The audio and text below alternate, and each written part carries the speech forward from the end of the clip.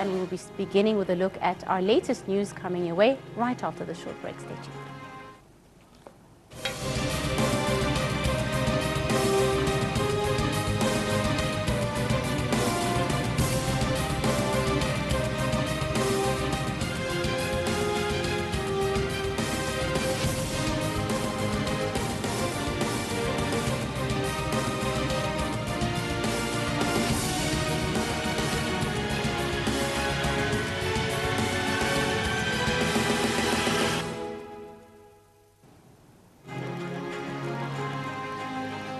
Welcome back, ladies and gentlemen. Still with you on this edition of Cairo Local Time, and we begin with a look at the latest news. President Abdel Fattah al-Sisi attends on Tuesday the closing session of the 28th Summit of the African Union held in the Ethiopian capital, Addis Ababa. The African leaders discussed in their two-day summit the development plan of 2063 and means of boosting the youth's role in development.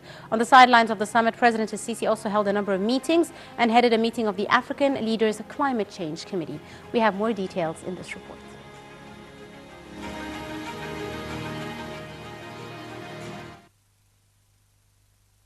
Capital Addis Ababa, President Abdel Fattah al-Sisi held a number of meetings on the sideline of the summit. The president met with Sudanese President Omar al-Bashir. The talks covered a means of boosting bilateral relations and issues on the agenda of the AU summit. The president also met with Tanzanian President John Magufuli for talks on bilateral relations. Also on Tuesday, President al-Sisi headed a meeting of African Leaders Climate Change Committee.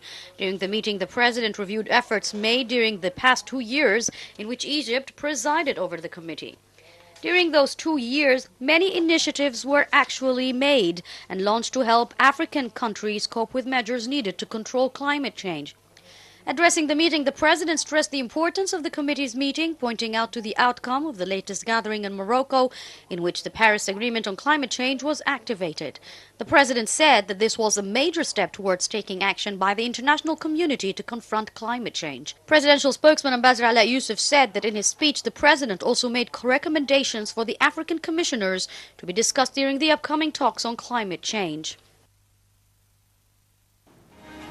Welcome back, ladies and gentlemen, and still bringing you the latest news. President Abdel Fattah al-Sisi took part on Monday in the inaugural session of the 28th African Union Summit held in the Ethiopian capital, Addis Ababa. On the sidelines of the summit, the president held a number of meetings, and Nile TV's correspondent Linda Abdel-Latif was there and filed in this report. In the Ethiopian capital, Addis Ababa, the 28th African Union Summit kicked off with the participation of President Abdel Fattah al-Sisi. Now, this summit is held under the theme Harnessing Demographic Dividends Through Investments in the Youth, with a wide range of topics on the agenda of the summit, on top of which are the request by Morocco to become a member state of the African Union and the elections of the chairperson of the African Union Commission. The day started off with a closed session for the African leaders participating in the summit with the participation of President al-Sisi. The session tackled the issue of establishing an African free trade area. During the session, President al-Sisi stressed on Egypt's complete support for the efforts exerted to achieve an African economic integration, support for the continental free trade area. The president also referred to the importance of making use of the distinguishable economic opportunities that are available in the African continent, emphasizing that the establishment of such free trade area is a pivotal step on the path to strengthening African trade and pushing forward the development process in Africa. The session also witnessed the presentation of a report by the Rwandan President Paul Kagame on the institutional reform of the African Union. For his part, President al-Sisi hailed the efforts done by the Rwandan president in that regards, stressing on the attention that Egypt gives to the issue of the structural and management reforms of the African Union, its organizations and commissions, out of its direct influence on the Union's capabilities to achieve joint African interests. And following the closed session, the summit's opening ceremony included a speech for the President of Chad as the former chairman of the African Union, who handed the presidency of the Union to Guinea's president. The session also included a speech for Palestinian President Mahmoud Abbas, a speech for the UN Secretary General Antonio Guterres, as well as a speech for the chairperson of the African Union Commission. President al-Sisi also witnessed the honoring of a number of African scientists, one of whom is the Egyptian Dr. Ali Hibeish, who is a professor at the National Research Center. During the session, the president also signed the Fighting Corruption African Agreement, which reflects Egypt's keenness on achieving tangible progress in combating corruption and abiding by the relevant regional and international standards. And on the sidelines of the summit, President Sisi met with his Zambian counterpart Edgar Lungu. For his part, President Sisi congratulated the Zambian president for his re-election, adding that Egypt is looking forward to enhancing the distinguishable bilateral relations that gather both nations in all fields, especially on the economic and trade levels, referring to the Egyptian companies in Zambia. President Sisi also said that he's looking forward to receiving the Zambian president in the country in the coming period to continue discussion on ways to develop bilateral relations. The president also stressed on the importance on increasing coordination and consultation on the African issues in light of both countries' current membership in the African Peace and Security Council. For his part, the Zambian president expressed his appreciation of the technical support provided by Egypt in a number of fields, adding that he's looking forward that Egypt continues its developmental support and increases the activities of the Egyptian companies in Zambia in light of the availability of a number of opportunities for joint cooperation. Lungu also hailed the efforts exerted by Egypt to achieve peace and security in Africa. President Sisi also met with the Ethiopian Prime Minister on the sidelines of the summit, where President Sisi and the Ethiopian Premier stressed on the huge importance to enhance bilateral relations between Egypt and Ethiopia and build on the mutual trust between both countries and on the achievements that have been reached up till now, whether on the leadership level or the institutional level. President Sisi and the Ethiopian Premier also stressed on the importance of expanding cooperation in all fields, including the political, security and economic ones.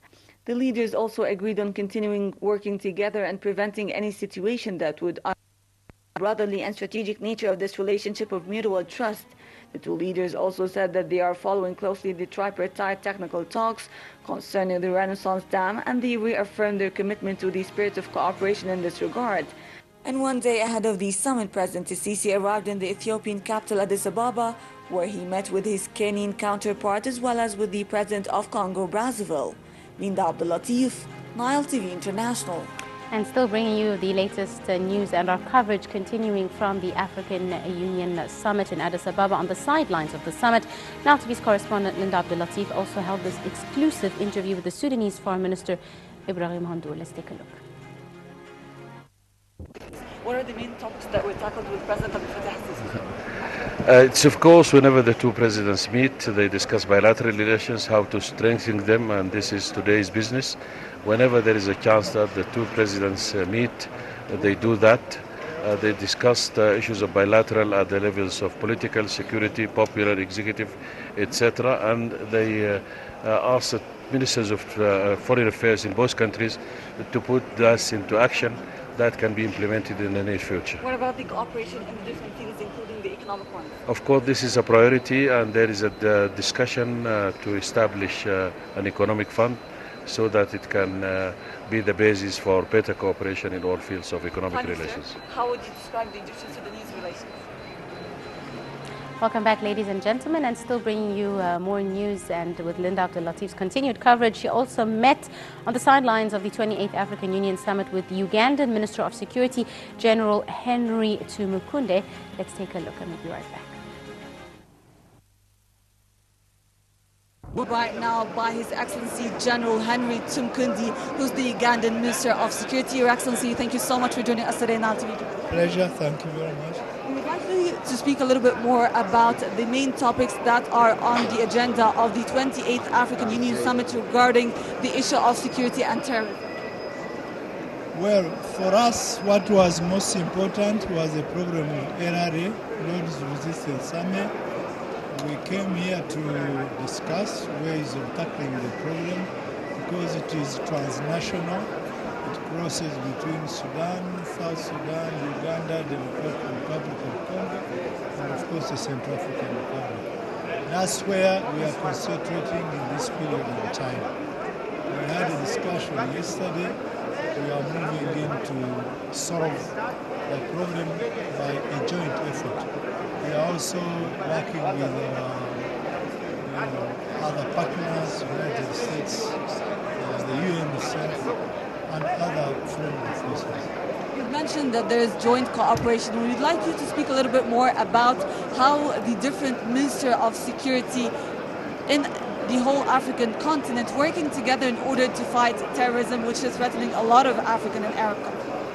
Of course, as you know very well, the AU has got a security subsection handling terrorism, and you know very well that it's an agreed position that terrorism affects all of us. We work together. The important thing is exchange of information, meeting and planning and designing together for the sake of combating this problem. To us, terrorism is a real threat, and we find it important to always sit, plan, design, and tackling it. Welcome back, ladies and gentlemen, and I'm delighted to be joined now over the telephone by Ambassador Souad Shalaby, the former Assistant Foreign Minister for African Affairs. Mrs. Ambassador? Yes. Thank you very much, ma'am, for joining us this afternoon on Cairo local time on Nile TV International. Let me ask you, whilst in talks in Ethiopia, President Abdel Fattah al-Sisi asserted Egypt's full support for the African economic integration. How important, in your opinion, ma'am, is this in achieving the aspired development for the African continent? I believe that the economic integration is very important because now the tripartite commissions have been united, and now there is a bigger market and a bigger integration between COMESA and the East African and the SADC. So there are many countries in Africa that have joined this tripartite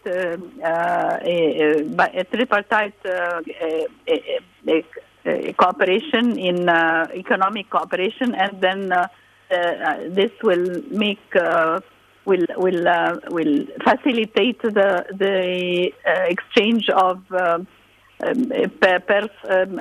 workers and bilateral relations between countries and multilateral relations between the regions, and the trade will facilitate the trade and the investments, and it is good for Egypt and it is good for the other countries who are members of this integration. So the President Sisi have stressed on the importance of this economic integration because of the sustainable development that is looked at in the Agenda 2063, which the African Union is looking up to in order to have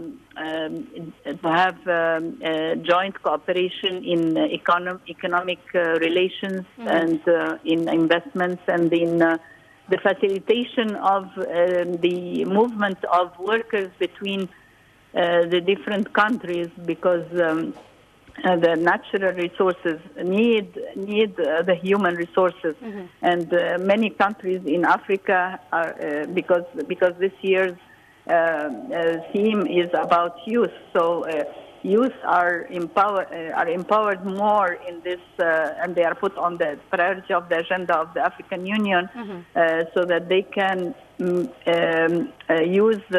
they can put the youth in work, in more jobs, create more jobs.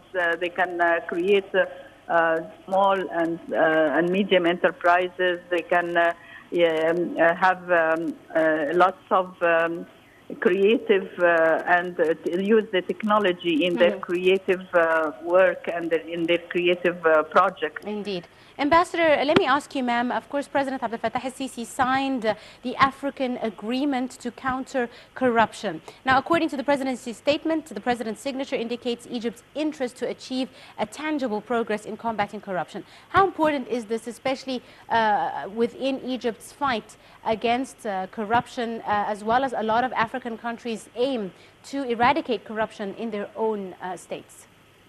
Yes, this is also another big step that Egypt has been following, and as you have seen during the last year, Egypt has been fighting corruption in all the sectors in the society. Indeed. And this will help in attracting more investment, and it will lead the country to a more transparent economy. So it's not only Egypt, it's many countries in Africa that are following the NEPAD, which is the place where, I mean, the committee which puts a stress on transparent and integrated economies, how to manage the economy of countries in a transparent way, and to have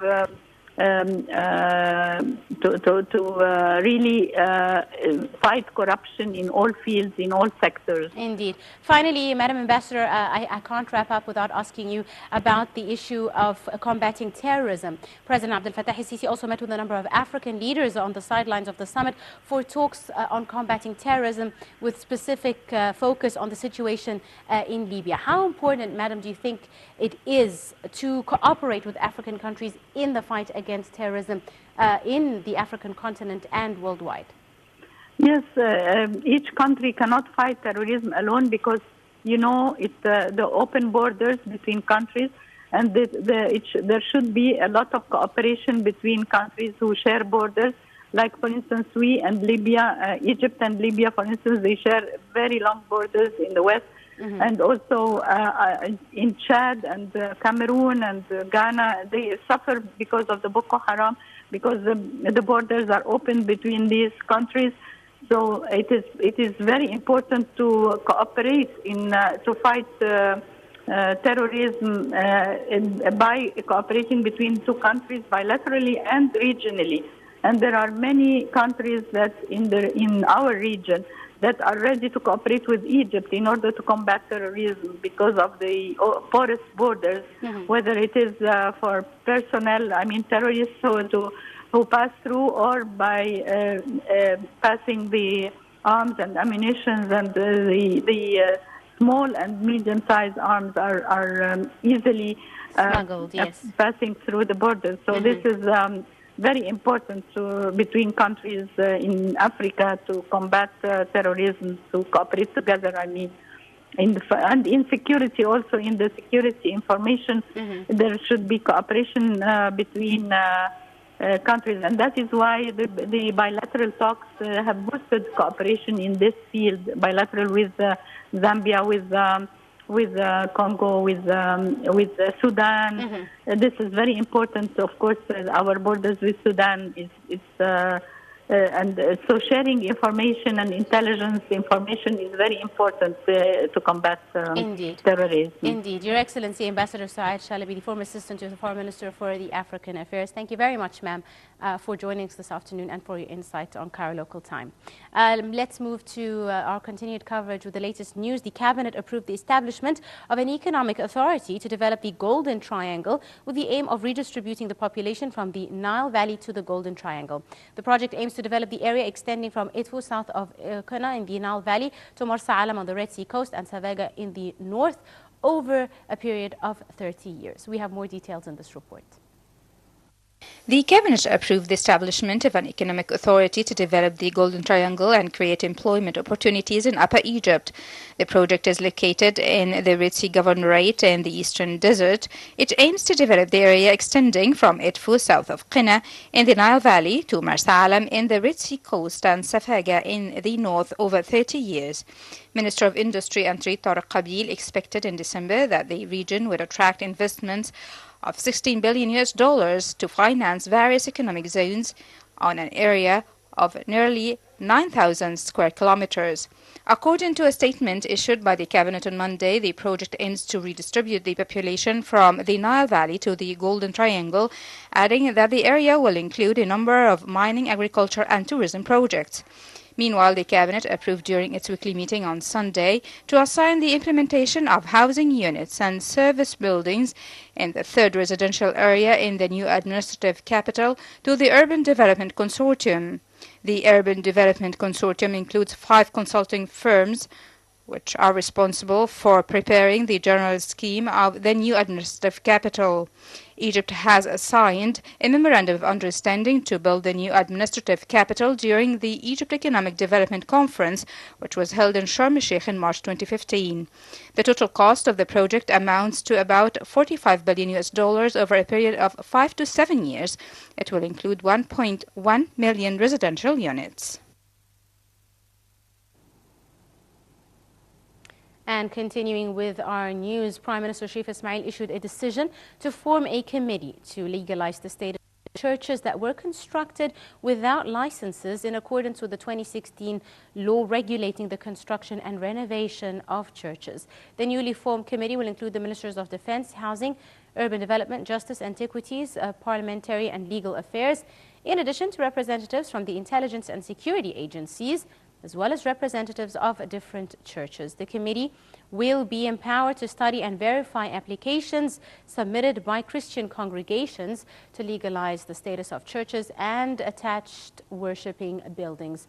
President Abdel Fattah el-Sisi ratified in September 2016 a law regulating the building of churches after it was approved by the House of Representatives. Now, let's move on with more news. Egypt condemned the terrorist attack that targeted a mosque in Quebec, Canada, leaving 6 people dead. At least 6 were killed and 8 injured in the shooting at the Quebec Islamic Cultural Center on Sunday night, when more than 50 people were gathering for prayers. In a statement, the Egyptian Foreign Ministry extended its condolences to the victims and affirmed its support to the government of Canada. It also urged joint international efforts to combat the terrorism phenomenon that targets stability and security all over the world. Prime Minister Justin Trudeau condemned the terrorist attack on Muslims in the center of worship and refuge. And back home, the Housing Minister Mustafa Madbouli said the housing crisis will come to an end within 3 years. Speaking at a national youth conference in Aswan, Madbouli said around 166,000 housing units in the government's social housing scheme were dedicated for Upper Egyptian Governorate, starting from Fayoum all the way to Aswan. The minister added the government will start offering new land and housing units for various segments in 5 new cities in a number of governorates in Upper Egypt, including in Minya, Bani Suef, Quna, and Asyut. Madbouli further said the Ministry of Housing has contributed to the development of around 15,000 rural homes at a cost of 240 million Egyptian pounds located in the most impoverished areas in Upper Egypt. And bringing you our final news item, Russia's Deputy Prime Minister Arkady Dvorkovich said that a possible resumption of Russian passenger flights to Egypt would start with Cairo International Airport first, then followed by Red Sea Resorts airports. Statements to Russian reporters, he said the decision for an air flight resumption between Egypt and Russia will be taken soon. On Friday, the Russian Transport Minister Maxim Sokolov said Egypt and Russia will sign a joint intergovernmental agreement on airport security. We have more details in this report. The Russian Transportation Minister and Aviation Minister are expected to meet in February to sign a joint agreement regarding maintaining security measures at Cairo International Airport, paving the way for the resumption of the Russian flights between the two countries. The Russian minister said that the Russian side requested a meeting with Egypt in the first days of February to discuss the agreement. A date has yet to be fixed for the meeting. The minister previously announced that a delegation from Russian security experts in the field of aviation security will visit Cairo next February, pointing out that this visit may be the last for the Russian delegation before the resumption of flights between the two countries. Russian flights to Red Sea cities were halted after a Russian plane crash in 2015. Earlier last week, spokesman for the Russian Federal Air Transport Agency said that Minister Sharif Fathi will visit Moscow to participate in the National Civil Aviation Infrastructure exhibition. Fathi will take part in the exhibition's plenary meeting and speak on measures that Egypt authorities have been taking to create conditions to resume air service between two countries. On Tuesday, Germany lifted the last set of restrictions on direct flights from Germany to Sharm el-Sheikh. The Federal Ministry of Transport in Germany issued an announcement last week exempting German airlines from the notice not to fly below 26,000 feet when passing over the north of Sinai Peninsula. The decision allows the German airlines to conduct air flights to the airports of South Sinai, particularly to Sharm el-Sheikh.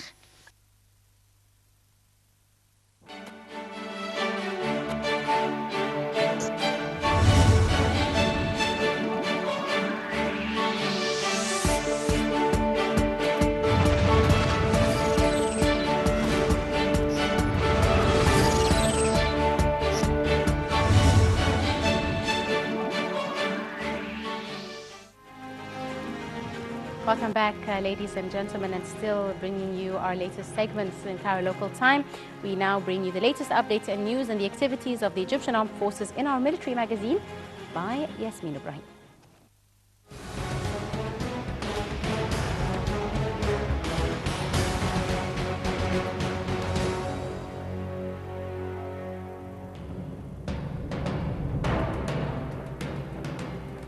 President Abdel Fattah el-Sisi presided over a security meeting of the National Defense Council to review the latest security developments and discuss ongoing operations in northern Sinai. The meeting was attended by Prime Minister Sharif Ismail and Ministers of Defense, Interior, Foreign Affairs and Finance, alongside the Armed Forces Chief of Staff and the Chief of the Egyptian General Intelligence. The meeting discussed counter-terrorism efforts in Sinai, as well as increased security measures undertaken to protect the country's borders. The Council agreed to prolong the period of the Egyptian armed mission in the Gulf, Red Sea, and Bab el-Mandab areas.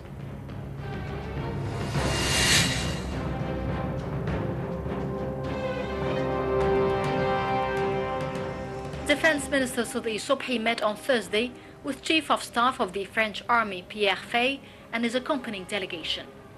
During the meeting, they discussed the latest developments in the region, current regional and international issues of mutual concern, in addition to ways of boosting bilateral cooperation between both countries.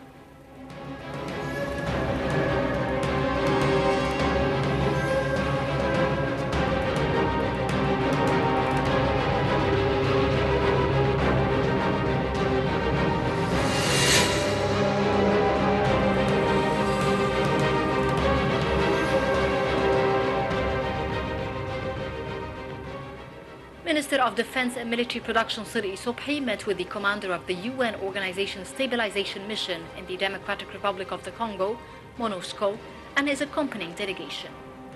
During the meeting, they discussed issues of mutual concern and the role of the mission in the Black Continent. The defense minister praised the efforts exerted by the peacekeeping forces of the Democratic Republic of Congo, pointing to the importance of their role in preserving security and stability of the brotherly country, which plays an important role as one of the most important countries in the African continent. For his part, the commander of the MONUSCO praised the continuous support provided by Egypt's peacekeepers and the importance of the role played by the Egyptian forces participating in the peacekeeping operation in the Democratic Republic of the Congo.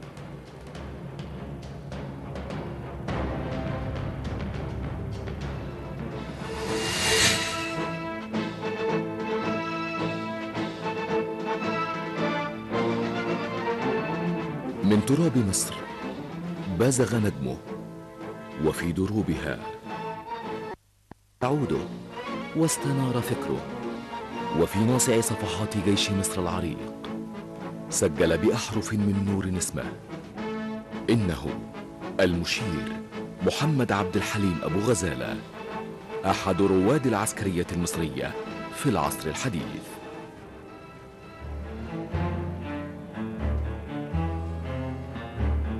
ولد المشير محمد عبد الحليم أبو غزالة في الأول من يناير عام 1930 بقرية زهور الأمراء مركز الدلنجات محافظة البحيرة.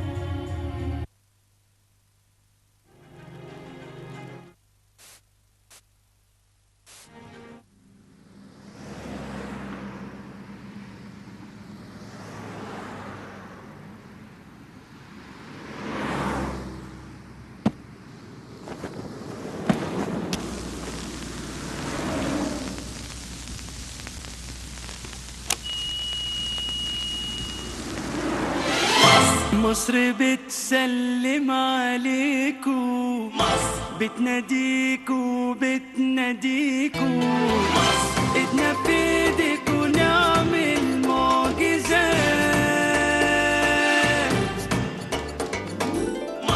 مصر فاتحة لكم ايديها، كله يتراهن عليها.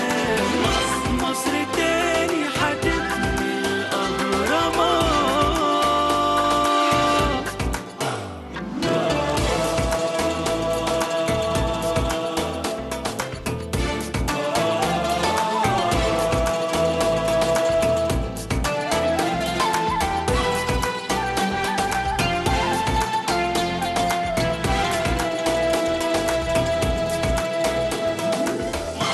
It's the land of inspiration and the cradle of civilization. Egypt is the great gift of the Nile.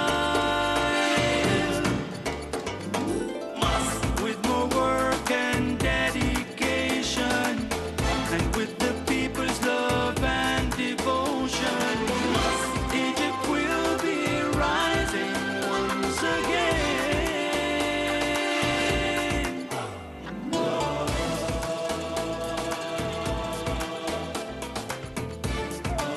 Welcome back, ladies and gentlemen. I'm still joining you on Cairo Local Time with our final segment for this afternoon. And as usual, we always like to get to know one of our visitors and foreigners who live here in Egypt with us. So we're delighted to be joined this afternoon by my guest, Laila Zhang, the Business Development Manager in China. Laila, thank you very much for coming in today on Cairo Local Time. First and foremost, likewise, first and foremost, let me ask you, why Egypt? How did you come to live in Egypt? So basically, we start to have this idea in 2015. My husband, we got married on that year, and he decided to change the environment because we've been living in China for 5 years, and he's been learning Chinese culture for 5 years.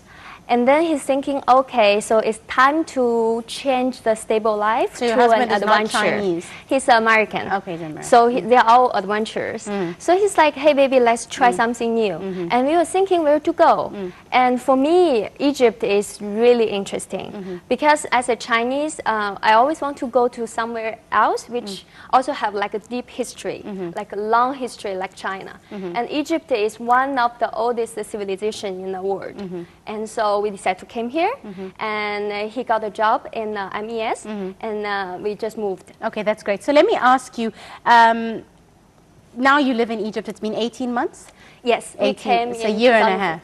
Yeah. Okay, so I'm sure you've been following news about Egypt in the international media. Yeah. There have been some reports of some incidences, etc. And as you know, Egypt after the revolution has been in a very strong fight against terrorism. Did this not deter your decision? Did it not make you think twice? Did your family in China encourage you to come to Egypt, or were they worried? Did they have a bad perception? Yeah, actually my parents, they are quite conservative, and that's traditional Chinese, they don't travel that much. So they think everywhere else is dangerous other than the house. Even going out on the street in Beijing is dangerous. But I came here because my husband, he's a really strong support for me, and I don't have any fear when I came here. And until now, I feel very comfortable living in this country. There are some things like maybe on the street there will be people talking to you, but many Egyptians, most of Egyptians are very friendly. Indeed. Yeah. Let me ask you, what are some of the most interesting or exciting places that you visited here in Egypt? I made lots of friends here, Egyptians and foreigners. So we always make groups, and we went to Fayoum three times as a large group, and like visit Wadi Hitan or the purchased forest. And also there's a very beautiful town in Fayoum called Tunis. It's a place they do lots of potteries, and it's beautiful. Every time we go there, we just stay there for 2 or 3 days, 3 nights. And also we went to Gona for diving. That's amazing. That's so beautiful. And also Sharm el Sheikh, Dahab, and Nueva. Like I love the the Red Sea in Egypt is the best place for me. Yeah. And have you been to ancient Egyptian sites like the pyramids, Yes. Al-Qasr and Aswan? Have you visited these areas? Yes. Actually, we live in on Nile, Maadi. We have the view overlooking the Nile and the pyramids, so we can see the like Khuf pyramids or Saqqara and Dashur. And my favorite is the Saqqara pyramids. It's the best place. And also we went to Luxor to visit the Karnak Temple, Luxor Temple, and Valley of the Kings, and it's beautiful. And we are going back again this February. Yeah. Let me ask you, do you find any similarities between Egyptian and Asian culture? You know, Egyptians are also conservative like Asians as well. Do you have similarities? Yeah, that's true. That's true. Every time when I talk with my Egyptian friends, I will say, "Oh, you know what? In China, it's the same. We have the same culture, like especially for girls. Chinese parents always will be overprotective to the girls, to the daughters, and most of case we will stay with the family until we get married. And also, even after the marriage, for us, for Chinese children, the parents are always the most important people in the world. So we always think about, I'm working not for myself, it's for my family. And I found the same thing in Egypt. Yes. And the family value Very is strong. number one, very strong, yes.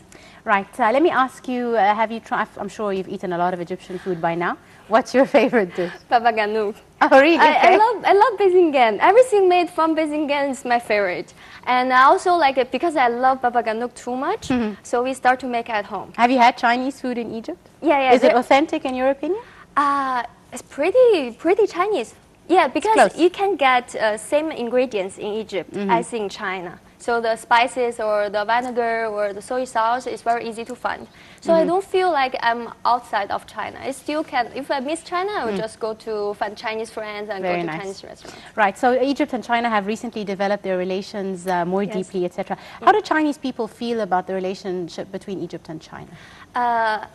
I think China treats Egypt as a really good strategic friend. Also, because we both are developing countries, it's the philosophy in China is like we should help each other. If we are all developing, we should help each other to grow more, to get the win-win situation. So that's why I'm so happy our President, Mr. Xi, came here last year. And I remember I was working from our office, and I saw the big firework outside, just across the Salem Street, and I know, oh, my president is here. And then they signed the contract for the new capital, and now they're making another agreement for the trading. So, like to help Egypt to avoid the U.S. dollar crisis. And I think this is a great chance for Egypt, like entrepreneurs or small businessmen, to build their own business and do more trade with China. So a very positive relationship. Yeah, it's very positive between Egypt and China. Right. Finally, because we are running out of time, Laila, today's your second wedding anniversary. Thank you. So you just wanted to send a message out to your husband? Yes. Go ahead. Yeah, Tyler, thank you so much to bring me to Egypt. Yeah, and this actually is a surprise for you. Like, I'm here on the TV and saying to you, baby, I love you so much. I wish we can keep doing adventure together and have a long life and strong babies. That's wonderful. Congratulations on your second anniversary, Laila and Tyler. Laila Zhang, our guest for this afternoon. I'd like to thank you very much for joining us on Cairo Local Time. You're welcome. And best of luck. Thank you very much. Thank you. And with that, ladies and gentlemen, we wrap up today's edition of Cairo Local Time. My name is Angie Meher. Many thanks for joining us. Surprise.